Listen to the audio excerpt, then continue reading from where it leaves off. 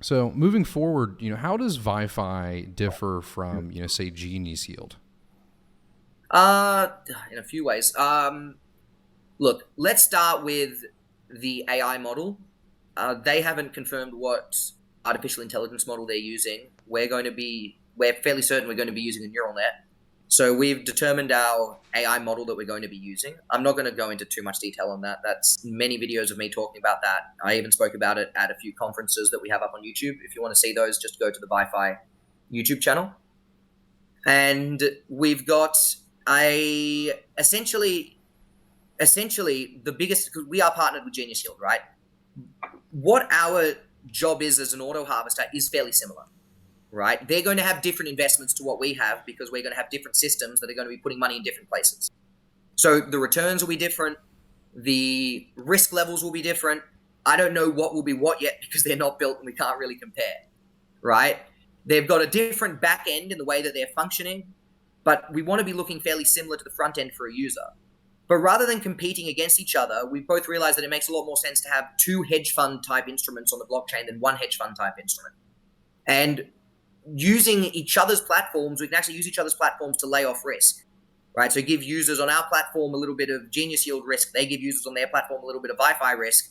And that way we can actually get a better performance together than we would just having one single system working on the blockchain. I guess what's our major difference? Our model. Does that make much sense to most people? Not really. But it is a very big fundamental difference. Yeah. So, let's say, when you guys actually release the DEX and, people are able to actually use these financial instruments, what is next? Let's say on a 2 to 3 year timeline. Yeah, our entire focus is to be building out as many income streams to the bar as possible. So we want to be making sure that we can continue supplying as much upwards pressure to our token through our distributive mechanism to be offsetting the minting of our token on our DEX.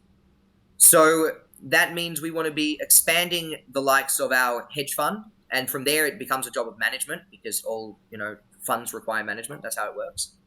And it's about ensuring that we can get as many people aware of the existence of our product so that we can be bolstering as much as possible the amount of funds that are being delivered through to our bar.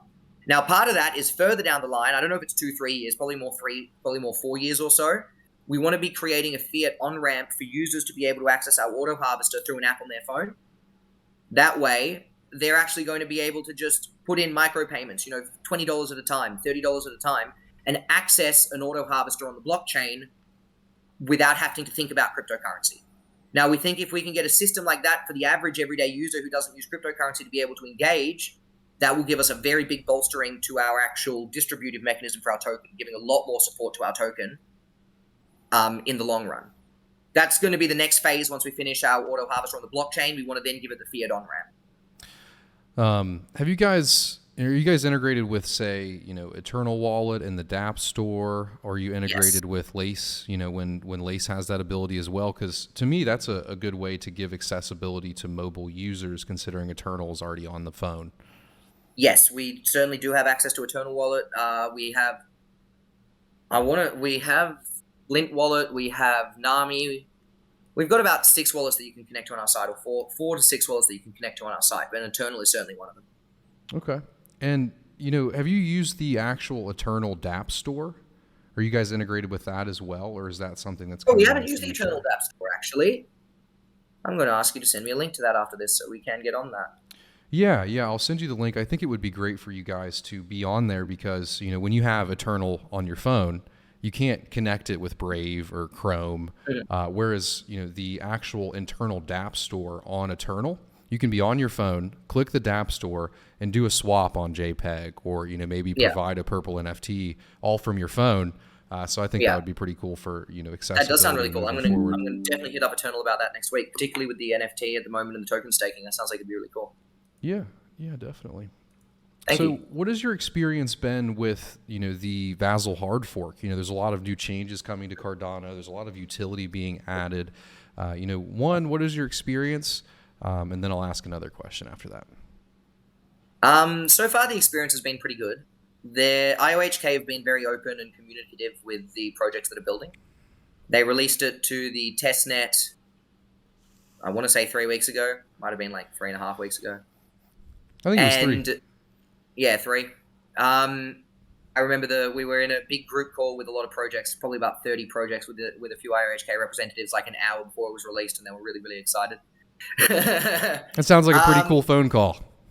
Yeah, it was. And then they've essentially been listening to us with the issues that we've been having, and that's part of the reason why Vassal has been delayed a little.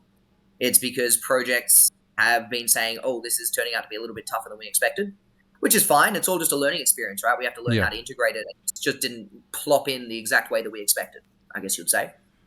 At least that's how it's happened for VyFi. I'm sure every project's had their own experience, but that does seem to be a common thread amongst the projects as I've been hearing them speaking.